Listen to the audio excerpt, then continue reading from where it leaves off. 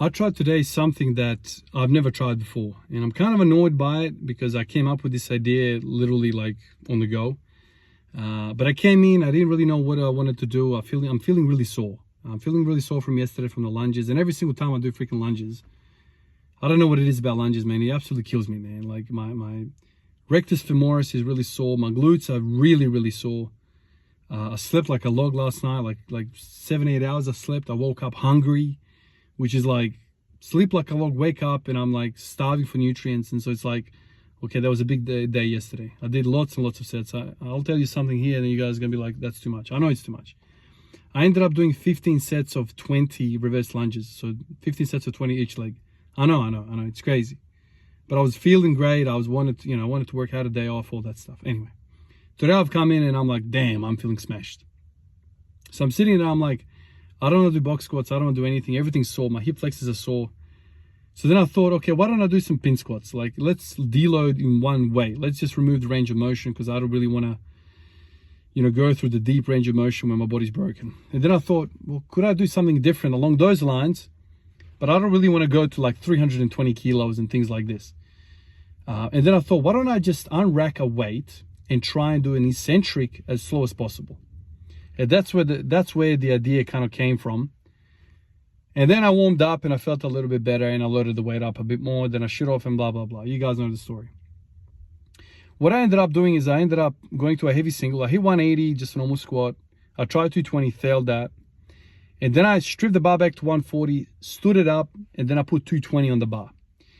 And I really wanted to hit 220 because that, like, mentally 220 is my next kind of big roadblock. Mentally, physically, I'm not ready in any department. And I'm like, let's just start playing with it a little bit. And I thought today, I reckon I can maintain some sort of really good posture for a good period of time under the bar. And let's see where the weight really gets a hold of me. So that's what I did. I ended up doing 3 sets of these with 220 eccentrics. The first set was a bit of a shock to the system. The second set I thought I did quite well. And the third one was already spent. 2 things came out of this for me. Number 1, conjugate. They always talk about max effort and they always talk about how you can base where your weaknesses are when you're doing max effort. What I did today is like beyond max effort. It's like max effort. It's overload. But I get the same type of thing out of it. One of the things that I get out of it is how it looked. And I can study the footage. And I can study the film and go, okay, where do I have control and where do I lose control? And at what point do I lose control? And which muscle groups I think are the most responsible for that loss of control, right? So as you're going down through a squat, there is essentially a handover of responsibility from one muscle group as the joints change to another muscle group. And then you can go, I reckon it's this muscle that's at fault here because this is in the realm of, let's say, the glutes. The glutes have failed here. The quads had it pretty good. As soon as it went over to the glutes, it failed and you crashed, you need glutes. So visually, you can kind of interpret some of this stuff and study this stuff. And 2, closely feeds back into this. First point, how did it feel? Where did you feel the struggle? Which department of the system really struggled? Where was the fire? So these 2 things, how it felt and how it looked, I feel like I have a hypothesis. And I feel like this hypothesis can be used moving forward to kind of gauge, the training moving forward, like Westside always talks about, where should I put most of my accessory work? Which muscle groups are really the rate limiting step? So here's my hypothesis. You guys will see that as I'm going through this range of motion, as I'm going through the squat, there's a few things that are happening. Number 1, at the start, I have great control. Voila, big deal, right? Everyone's got control when the angles are not existent. Soon as my knees start reaching 90 degrees, so this is above parallel, knees are 90 degrees, which is essentially where you are mechanically most disadvantaged. Around there, it's almost like free fall. I really have to strain to catch it there. Now, this is the universal sticking point. But why is it the universal sticking point? Because the angles are like most extreme. At that point, your glutes are as furthest they're going to be away from the midline or the bar, center of the bar, center of the foot, wherever the bar is, usually center of the foot or thereabouts. So at that point, the glutes they have the biggest requirement for torque production in that moment. Now, it depends how you squat and what sort of lifter you are. If you are short-femored and you have really good quads, your knees might be the furthest thing away. Your glutes might be really, really close to the midline, right? You might be one of those guys. Your knees are shooting out way, way in front. And for you, the quads are taking the brunt of the responsibility. For me, it's not that. My knees are very, very close to the midline. It's the glutes that are really, really far away. And so when I look at that and I see when the knees are, when the glutes are really at the midline, there's no problem. I can walk that thing out and stand there all day, let's say. But as the bar starts to go down, as I start to fold over, as I start to squat, the glutes are continuously getting further and further away from that midline of the center of mass. And then at the worst point, where I really struggle, is where the glutes are the furthest away.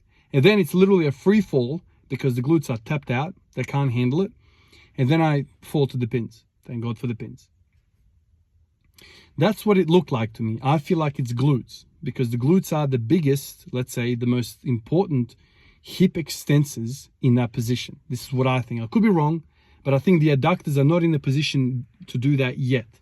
They kind of kick in when you are below parallel, ATG kind of world. I'm okay out of the hole. It's when I get out of the hole and I get to that 90-degree angle, my glute starts to suffer. How did I feel? What I felt doing this was a couple of things. I'm sitting here and I've got a lower back pump. I've got a lower back pump.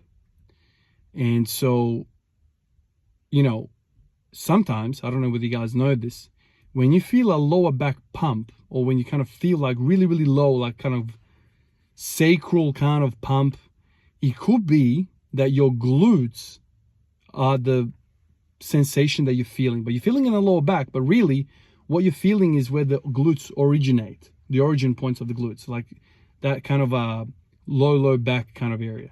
So that's one thing. So I'm like, this could be just glutes, although I do feel that area, and I also feel legit, like proper, you know, lower erectors. So that's two things. So what I'm feeling here is that I overtaxed my hip extensors. Now, I'll take you back to my previous videos, like maybe 3 months ago, where I spoke about that article that Greg Nuckols wrote about squatting and how there's always a cascade of what fails. And there's always a same cascade with every lifter. Always. So when you fail a lift, the first thing that starts to fail and the last thing that starts to fail are not the same. The last thing that fails on every lifter, on a failed lift, is the back. Because for 99% of the world out there, the deadlift is always going to be better than the squat. For the majority of people, that's just the way it is.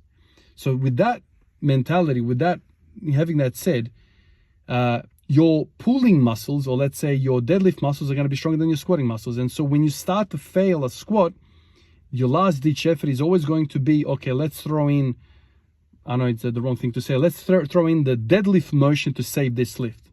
And then you fail that and you're gone, right? So your quads fail first and then your back fails second. When I say back, I'm talking about glutes, hamstrings, you know, those are, let's say, the pulling muscles, and the quads are the pushing muscles. I'm kind of making large kind of generalization here to kind of make some sort of clarity. I mean, we need to have boxes. So quads push, hamstrings and glutes pull. So what I felt today was that, number one, I know my quads failed long. They left the party very early. They left the party before I even hit 90 degrees in the angle. And what was left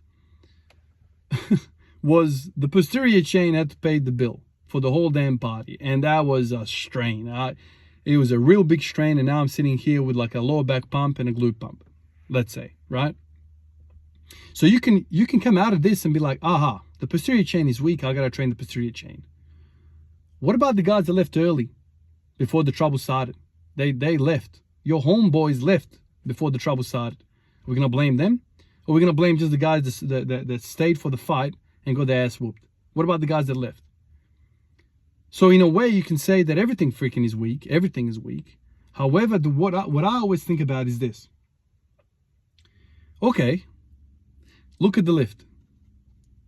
What happened? Everything's weak. If I somehow got that 220 up, stood up with that 220, and it was like all posterior chain, I'm rounded over, I'm leaned over, it's all the quads, vertical shins, I'm lifting the shit out of that, and I stand that up, and I can look at that and go, shit, man, that was all posterior chain. That's everything that happened here. The quads left the party at freaking 9 p.m. That didn't even do anything, right? So that's one conclusion. But what actually happened is everyone failed. Everyone failed. And so it's like the back is weak and the quads are weak when it comes to 220 on the bar. Right? And then, this is where Ivan goes crazy. Oh, God. As I'm saying this, I'm thinking to myself, what's going on? I always oscillate between these two extremes. Then I think about this. My front squat is 182.5. My front squat is 182.5. My back squat is 212. That is awfully close for a fella that has weak quads. Awfully freaking close. Oh my God, I feel like smashing my head through a brick wall. So what the hell are we doing now, man? What's going on now? It can't be the weak quads, man. Or can it? I reckon what's happening here is that I don't have strong enough anything to get 220. The thing that failed me is the posterior chain. And I have a whole host of things right now that are flashing into my body, into my mind, thinking all these different points that will support my hypothesis of weak back. All of these things are coming into my head. Obviously, everything is weak, but I want to say anterior pelvic tilt, what is that? What the hell is that? If you had the biggest, freaking strongest, most juiciest, most powerful glutes in the world, does that physique, does that human being have anterior pelvic tilt if the glutes are the strongest things walking around? I refuse to think that the strongest glutes on the planet have anterior pelvic tilt. It just makes no damn sense. So I put into the same dish anterior pelvic tilt, the way I squat, the way I do everything, screams to me that my quads cannot be the limiting factor. The story of my life is sitting here in this car, trying to tell you guys something, and I don't even know what I'm thinking. And as I'm telling you, I'm like oscillating between two things. So I don't even, like, as you guys can see, I don't know what's happening, and I don't know how to plan my training moving forward. The whole basis of conjugate training system is to have some sort of understanding what the hell is going on. What is weak? I don't know what's weak, man. And honestly, like at the end of all of this, last year I spent all of last year posterior chaining like a freaking madman. And I increased my freaking front squat by like 20 kilos, right? Doing posterior chain shit. This year I've gone quad heavy, crazy. Now we're in June, at the end of damn June, and I haven't really had the effect that I really wanted to have. So I want to go back to posterior chain madness and start pulling and stop all this squatting nonsense. When I do wide stance squats, my posterior chain is screaming. When I do heavy, like 85%, 80% normal stance squats, my back is screaming. Whenever I go in the garden and freaking dig a hole, my back is screaming. I look at the mirror, I have mad anterior pelvic tilt. Everything is pointing to weak glutes. Now, as soon as I hit 90 degrees knee bend, I stack it. I completely stack it, the bar falls straight down. Glutes are weak. Hamstrings are weak.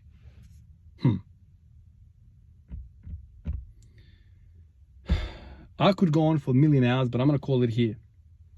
Because, seriously, this is like, this is a road to madness, if you think about it. For years, I've been thinking about this. For years.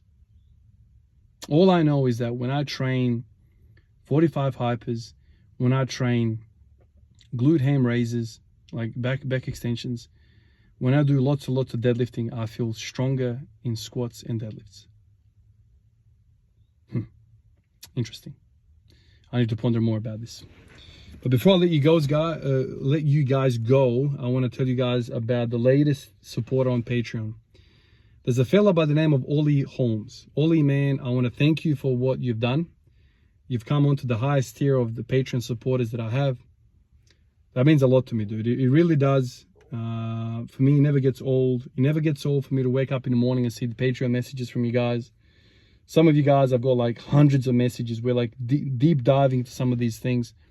And to me, it's a beautiful thing because it just lets me know there are other people in the world who are, let's say, as obsessed, as interested, as about this whole mad thing that we call garage training, barbell training, Olympic weightlifting, powerlifting, bodybuilding, all that stuff. It's a beautiful thing. It's like a side quest to the real quest in life, which is normal life, family, work, and all that. It's the best, deepest freaking side quest I've ever been on. I freaking love it. And so when I see you, Ollie, jump on to support me, man, it truly means a lot to me, dude. So thank you. Thank everyone on Patreon for the support, for making this community, for making me feel like even though I train alone, there's still a lot of people on the same journey as me, and it's like a community, and it's so much better when you have a whole bunch of like-minded people around you. I say this all the time, man. If you bought a Ferrari and you're on an island by yourself, what the hell are you gonna do with this Ferrari?